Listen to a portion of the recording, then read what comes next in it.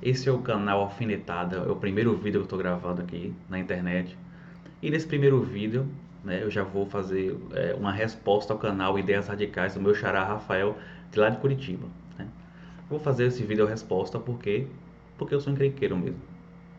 Solta a vinheta.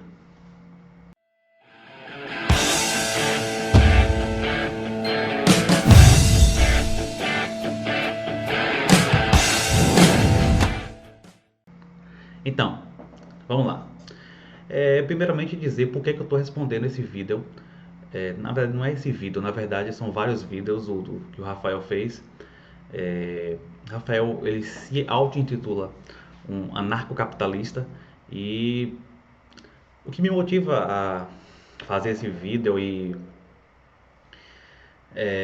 digamos, questionar as ideias do Rafael é primeiramente, né, o, o, o vlog do Rafael, o canal do Rafael é um canal sério, né? Não é um canal que apela por sensacionalismo, porque se apelasse por sensacionalismo, eu não iria me dar o trabalho de fazer esse vídeo, certo? Rafael é um direitista radical moderno, né? Tem grande diferença em relação aos direitistas conservadores. Os liberais conservadores são contraditórios em sua essência. A essência do pensamento liberal conservador é um pensamento contraditório na medida em que eles querem liberdade apenas para o mercado e prisão para o ser humano, né? Na medida em que eles têm dificuldade de lidar com temas como direitos LGBT, têm dificuldade de lidar com direitos, com direitos não, com questões como imigração. Então, liberdade para o mercado e para o ser humano prisão. Então, eu acho que são ideias que não merecem nenhuma resposta, já que são contraditórias em si. Os liberais modernos, como o que é o Rafael, eles conseguem pelo menos ter uma linha de coerência, mesmo eu não concordando com a grande maioria de suas ideias. Então é por isso que eu estou respondendo esse canal. Então vamos lá, né? Vamos para os argumentos. Rafael, ele é um anarcocapitalista, é assim que ele se auto-intitula, então ele acha que o Estado ele é sempre o inimigo. Se eu tirar o Estado, está tudo resolvido, né? O Estado sempre atrapalha. De modo que eu vou responder apontando alguns pontos que eu considero que o mercado é incapaz de resolver. Nem todos os problemas do mundo o mercado sozinho é capaz de resolver. E eu vou fazer uma espécie de provocação, eu espero que o Rafael me responda no vídeo posteriormente, se ele conseguir, se alguém mostrar esse vídeo para ele, né? Se ele conseguir ver esse vídeo. Então, por exemplo, o pensamento conservador, liberal, ele consegue ter muita aderência na sociedade. Por quê? Primeiramente, por um motivo mais óbvio, é mais fácil tentar resolver os problemas do mundo através de fórmulas, certo? Buscar fórmulas para resolver os problemas. Tira o Estado que está tudo resolvido. Ou do outro lado, os comunistas. Estatiza tudo que está tudo resolvido. Então, buscar fórmulas para resolver os problemas é mais fácil, digamos. Mas é um pensamento que eu combato. Só para me posicionar, já que o Rafael se posiciona sempre, eu sou reformista. Ou seja, eu acredito num Estado regulador do capital. Não sou comunista, eu acho que o modo de produção deve ser capitalista, mas com regulamentação estatal. E eu vou mostrar aqui alguns pontos que eu considero, que o Rafael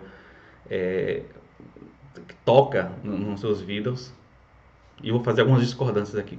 Então, por exemplo, ele fala do salário mínimo. Ele fala o seguinte, que o salário mínimo ele proíbe as pessoas de trabalharem, né? Então ele diz assim, o que é o salário mínimo? O salário mínimo nada mais é do que uma proibição ao trabalho. O trabalhador que não consegue produzir até o valor do seu salário mínimo, ele está proibido de trabalhar. Porque ninguém vai contratar um sujeito para produzir menos do que ele ganha. Olha só, Rafael, vamos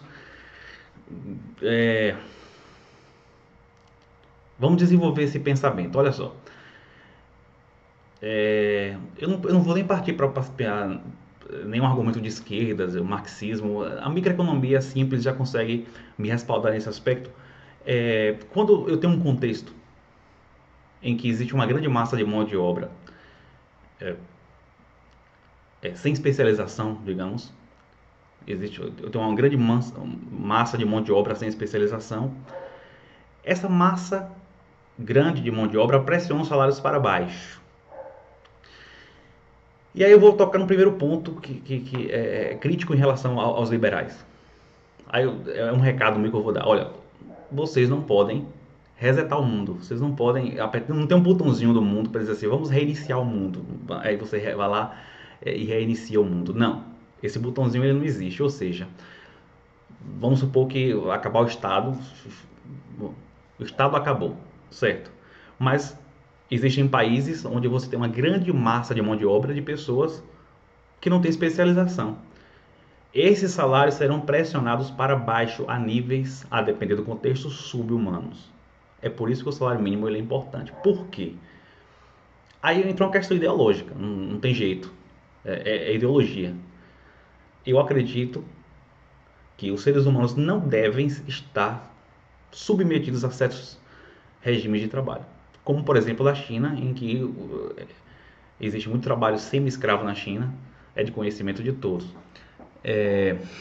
Então, acredito que o salário mínimo é importante nesse sentido. Ah, mas vai gerar desemprego? 2 pontos que eu tenho a colocar nesse aspecto. Em primeiro lugar, concorrência perfeita não existe. O mundo ele é dominado por oligopólios. Se existe um domínio de oligopólios, significa dizer que existe uma margem de excedente econômico, de magnitudes diferentes.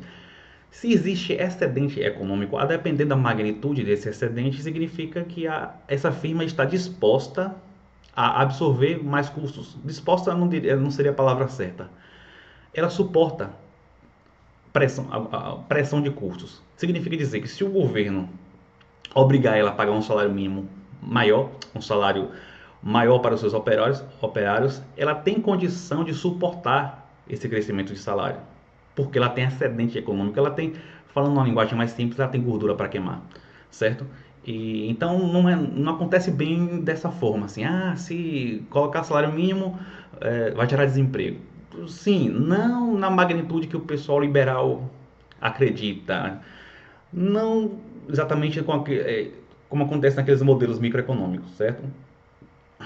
Outro ponto, se gerar desemprego, eu acredito que o governo tem que amparar esses desempregados, mas não desregulamentar, certo? Aí a questão é ideológica mesmo, assim como o seu posicionamento também é ideológico.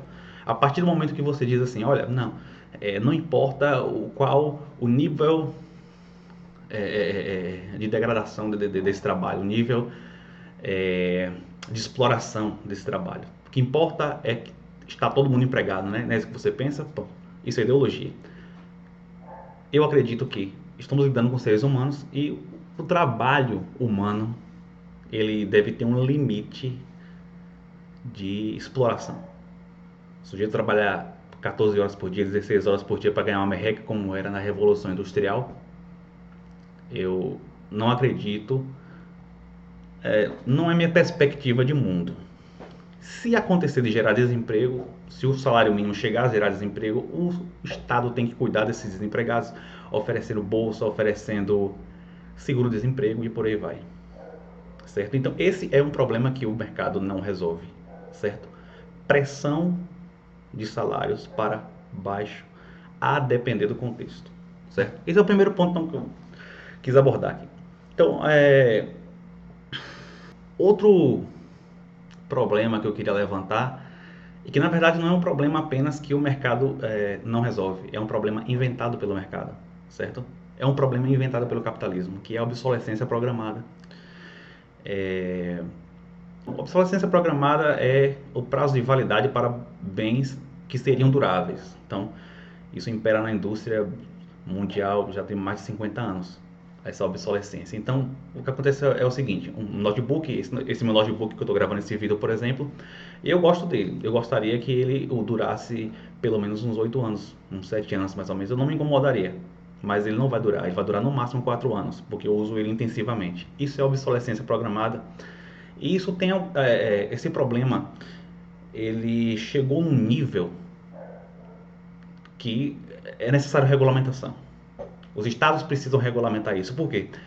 É, por exemplo, eu estou falando de notebook aqui. Um notebook, uma empresa quando lança um aparelho de notebook e ela lança vários modelos, nem todo modelo consegue mudar todas as peças. Às vezes ela lança, sei lá, XY, daqui a pouco lança XYZ. Algumas peças do XYZ são iguais às peças do modelo anterior, do XY, né? Só que o que é que as marcas fazem? Eu conversando com um sujeito que faz manutenção de computadores, ele me falando, né? O que é que as marcas fazem? Muda o lugar do parafuso de algumas peças, só para obrigar a pessoa a comprar a peça do modelo novo. Isso é uma obsolescência forçada, certo? Então, esse problema, eu acredito que o mercado também não consegue resolver. Como o mercado vai resolver isso? O interesse da empresa é que o prazo de validade dos produtos seja cada vez menor para poder gerar renovar a demanda, certo? Eu produzo uma geladeira, eu não posso permitir que esse indivíduo ele compre uma geladeira só na vida dele. Não, ele tem que comprar 2, 3, 4 geladeiras durante a vida dele. Eu preciso criar demanda. Esse é o problema o pessoal liberal tem dificuldade um pouco de entender que o mercado ele não é o mercado não. Os ofertantes não são meramente agentes passivos. Eles são agentes ativos. Eles criam demanda. Eles não apenas respondem a uma demanda já existente. Isso é um problema. Isso é um problema ambiental, porque está um monte de ferro, plástico sendo jogado no meio ambiente sem necessidade, mas tem um problema ainda pior, que é a questão do desperdício de fatores de produção. Trabalho é fator de produção, certo? A partir do momento em que eu produzo uma geladeira para durar 10 anos, sendo que eu poderia usar os mesmos recursos para produzir uma geladeira, quase os mesmos recursos, né? Para produzir uma geladeira que dura 50 anos, eu estou desperdiçando fatores de produção, no caso principalmente trabalho. Esse trabalho poderia estar sendo redirecionado para outras atividades produtivas, principalmente no setor de serviços, já que as economias modernas, o setor que mais se desenvolve é o setor de serviços, certo? Esse é mais um problema do capitalismo. Obsolescência programada. Então, o sujeito, inclusive eu vi uma matéria recentemente, o sujeito inventou uma lâmpada que dura 100 anos, foi ameaçado de morte, claro, né? Bastante previsível, né? Como é que ele vai ousar botar uma lâmpada no mercado que dura 100 anos? Não, lâmpada dura um ano no máximo, né? Imagine a quantidade de lâmpadas que são jogadas no meio ambiente. Isso é um problema que o livre mercado não resolve. Então, Rafael, vamos lá. Outro problema, assim, você trata da questão tem um vídeo que você fala da questão da educação. Que você propõe uma educação liberal, sem Estado. Vamos tirar o Estado da educação, certo? Essa é a sua proposta. Eu tendo a ter problemas sérios com essa proposta pelo seguinte. Os liberais raciocinam sempre tratando do indivíduo de maneira isolada. Olha só, o Estado não sabe o que é bom para mim, não sabe o que eu quero estudar. Então seria melhor eu tomar minhas próprias decisões e os ofertantes ofertarem aquela educação que está sendo demandada, certo? Só que existem aspectos que não são importantes para o indivíduo, mas que são importantes para a sociedade. Por exemplo, se a educação for liberal, sem Estado na educação, pronto, o sujeito vai pagar para poder estudar. Será que alguém ia ter interesse em estudar gênero? Alguém ia ter interesse em estudar raça, relações de raça? Acho que não. Mas isso é importante, sem sombra de dúvidas. É aí que está a diferença entre o que é importante para o indivíduo e o que é importante para a sociedade. Então, assim, bem-vindo ao mundo real. No mundo real não se resolve problemas com fórmulas.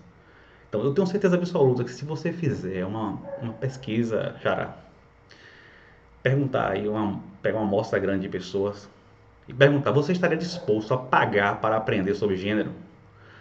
Você estaria disposto a pagar para aprender sobre relações de raça? Você estaria disposto a pagar para estudar sociologia? Eu tenho certeza absoluta que a maioria das pessoas diria de forma alguma. Jamais. Só que esses estudos são importantes para a sociedade. Então aí entra um princípio básico da sociologia. O todo não é a soma das partes. Então quem tem que decidir certas coisas é o Estado mesmo. Ah, mas você é a favor do Estado impor? Sim, desde que seja um Estado eleito democraticamente. Desde que os representantes desse Estado sejam eleitos democraticamente. Então, eu acho necessário, por exemplo, as novas medidas da obrigatoriedade do ensino de filosofia e de sociologia no ensino médio. Eu acho excelente isso aí. E se não for por força de lei, não vai. Certo? Nós vivemos uma educação extremamente utilitarista. Mesmo com o MEC controlando. Imagine sem MEC, meu Deus. Então, assim, conversando com um adolescente recentemente, e ele me contando, né, que ele fez uma proposta no colégio dele, numa escola particular, que eu não vou citar o nome, ele fez uma proposta para promover um debate político, né? Um debate político, não, um debate sobre o momento político do Brasil, o momento político e econômico do Brasil. Muito interessante a proposta dele. Foi recusado de imediato pelo diretor. A resposta do diretor foi: estamos mais preocupados com o Enem e com os vestibulares.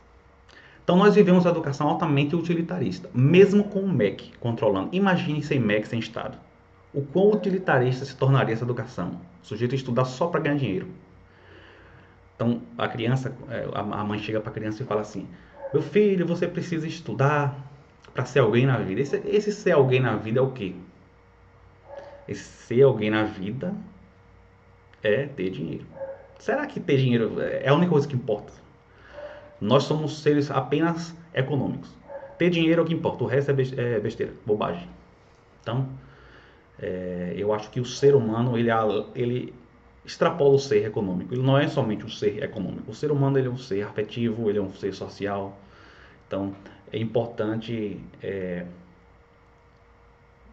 ele aprenda outros tipos de conhecimento, certo? E eu acho que, assim, Xará, você tem uma típica ingenuidade dos liberais acreditar que somente o Estado doutrina. Esse é uma questão bastante complicada. Por quê? O mercado também doutrina. Capitalismo não é só um modo de produção. Capitalismo também é cultura, certo? Não existe capitalismo sem poupança. Para existir poupança tem que ter cultura de poupança. Não existe capitalismo sem empreendedorismo. E empreendedorismo não é somente uma coisa natural do ser humano, não é uma coisa natural do ser humano, né? O empreendedorismo ele é um aspecto cultural da sociedade. Eu preciso treinar uma sociedade para se tornar empreendedora. As pessoas não se tornaram empreendedoras quando surgiu o capitalismo. Surgiu o capitalismo, pronto, todo mundo agora adora empreender, todo mundo tem vontade de empreender. Não, certo? Então, o capitalismo ele é cultural também. E ele doutrina as pessoas na medida em que, por exemplo, cada vez mais a cultura está se tornando globalizada em torno do consumo. Quais são os aspectos culturais que estão sendo globalizados? Qual é o país que mais influencia culturalmente no mundo? É o Brasil? A Argentina? Não. É os Estados Unidos, né? A cultura do consumo do padrão norte-americano está se tornando cada vez mais global. Então, capital também doutrina, certo? O capital também cria uma cultura, a cultura do consumo, a cultura do empreendedorismo, a cultura da meritocracia ou da falsa meritocracia, né? Eu não estou falando isso para satanizar o capitalismo, para dizer assim, meu Deus, o capitalismo malvadão. Você gosta muito de usar esse termo, né? Capitalismo malvadão de maneira irônica. Eu não estou falando isso para tratar de maneira a satanizar o capitalismo. Eu só estou mostrando que não podemos ser ingênuos ao ponto de achar que só o Estado doutrina, certo? O capital doutrina através do cinema, o capital doutrina através de propagandas e cria cultura. E a maior evidência é isso que eu acabei de falar 5 minutos atrás, alguns minutos atrás. Quando a mãe chega para um filho e fala: você precisa estudar para ser alguém na vida, isso parte de uma cultura estabelecida, de uma educação utilitarista. Você precisa estudar para ter dinheiro, certo? Você não vai estudar para ser inteligente, para se tornar uma pessoa interessante. Você tem que estudar para ter dinheiro. Aí entra, eu queria discutir esse aspecto também. Vamos falar de saúde. Saúde, você fala, acredito também que o Estado só atrapalha, né? E que o ideal mesmo seria planos de o fim do SUS, o fim da saúde pública e a todo mundo pagar seu plano de saúde seria o ideal. Me responde então como é que ficaria a saúde preventiva. Porque eu não consigo imaginar uma empresa investindo em saúde preventiva, investindo em combate ao mosquito da dengue, por exemplo. Como é que isso seria feito? Aí é mais uma pergunta mesmo, né? Como seria o capital privado na saúde preventiva? Eu não consigo visualizar isso, já que isso não gera um lucro de imediato. O lucro vem da combate à doença e não da prevenção à doença.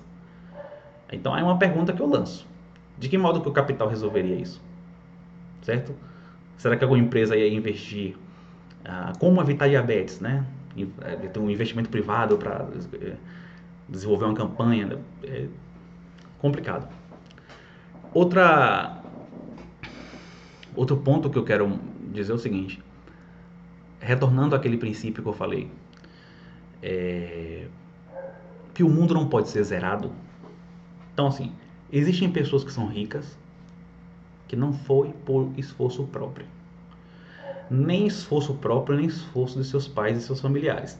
Existem pessoas que são ricas simplesmente porque na época lá do Brasil colônia, a família é uma família tradicional que recebeu algum tipo de concessão do governo, recebeu terras através de algum privilégio e essas terras se perpetuaram pela família por gerações e gerações e gerações. Isso precisa ser corrigido, ou você acha que o capital vai resolver esse problema? O livre mercado vai resolver esse problema? Então, eu vi uma matéria muito interessante que mostra que ele pega o ano 1492 mais ou menos até os dias atuais. A grande maioria das famílias ricas da Itália, essa matéria aborda a Itália, são as mesmas famílias de 1490, certo? Então, em 1490 essas famílias elas ficaram ricas através do esforço próprio? Não, né? O capitalismo não era desenvolvido nessa época ainda. Mas são as mesmas famílias que são ricas até hoje. Então esses privilégios precisam ser corrigidos. E como vamos corrigir esses privilégios? Com livre mercado, né? As famílias são detentoras de terras, elas vão abrir mão de suas terras, como é que vai fazer? Não. É o Estado que tem que atuar para tentar corrigir essas distorções sociais. Uma proposta é imposto sobre herança. Então, por exemplo, eu herdei terras em minha família. Minha família conseguiu essas terras lá em 1700 e alguma coisa. E até hoje, e foi passando por gerações e gerações e eu herdei essas terras, né? Com o imposto alto sobre herança, o Estado pega lá 20% das terras. Quando passa para frente de novo, para a próxima geração, mais 20%. Estou dando só um exemplo. Então eu consigo diluir esse problema, certo? De privilégios muito antigos que são mantidos até hoje na sociedade. Então é isso. O mundo real é isso. Você não pode resetar o mundo. Vamos montar aqui um capitalismo no mundo. Vamos resetar o mundo. Isso não existe. Isso não pode ser feito. Certo? Então, quando se trata de terra, é um problema mais grave, porque terra não é computador, terra não é caderno, terra não é aparelho de som. Eu não posso produzir terra. Terra tem aquela quantidade fixa. Então, a distribuição de terras é um problema. Não adianta você achar que não, o sujeito tem um direito porque ele comprou a terra. Não. A terra precisa ser produtiva porque eu não posso criar terra. Então, qual seria a proposta liberal para fazer a reforma agrária? Já que a reforma agrária é necessária. Eu espero que você concorde que a reforma agrária é necessária. De ter, imagina um país pequeno, vamos imaginar o Uruguai, por exemplo, onde você tem fazendas imensas e improdutivas. O sujeito é dono da fazenda e fala, não vou produzir. Né? Eu vou fazer uma outra, vou especular com essas fazendas aqui. Isso é um problema. É propriedade privada. E aí? Como é que o capital resolve esse problema? Então, são questões que eu gostaria de levantar. Eu levantei alguns pontos, na verdade, eu poderia levantar aqui mais 20, 25 pontos para explicar por que é que o mercado não resolve tudo. O mercado não resolve todos os problemas sociais e econômicos. O livre mercado. Mesmo imaginando esse livre mercado ideal, né? Assim, anarquia total, sem Estado. São problemas que só o Estado é capaz de resolver. Só uma organização burocrática é capaz de resolver. Então esse vídeo fica aí para reflexão, certo? Quem gostou, dá joinha aí para ajudar na divulgação do canal. Compartilha também o vídeo. E é isso aí, valeu!